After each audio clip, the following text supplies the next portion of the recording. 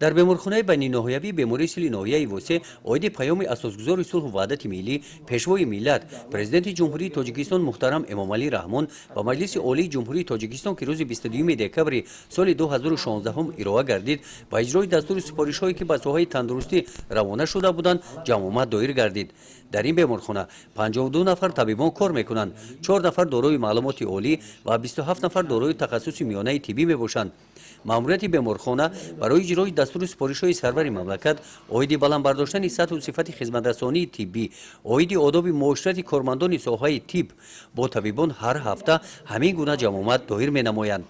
беморхонаи байни ноҳиявии бемории сил дар ноҳияи восе бо маблағгузории ҳукумати ҷумҳурии тоҷикистон соли 2012 мавриди истифода қарор дода шуда табобати беморон ройгон ба роҳ монда шудааст.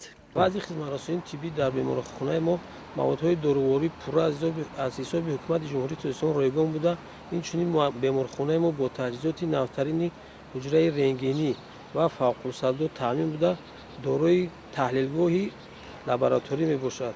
инчунин беморон бо маводҳои хӯрокворӣ пурра таъмин мегарданд. айни ҳол дар беморхона 38 бемор аз шаҳру ноҳияҳои вилояти Хатилон бистарӣ мебошанд. беморхонаи байни ноҳиявии бемории сил дар ноҳияи восе дар баробари табобати беморон дар самти корҳои ободонӣ ва кабудзоркунӣ ба шида ба истиқболи иди наврӯз муҳити беморхонаро бо ниҳолҳои ороишӣ ва сояфкан боз ҳам зеботар гардониданд. гузориши хоҷа Назрив, Худойназар Зуҳуров аз ноҳияи восе барои барномаи иттилооти Навид.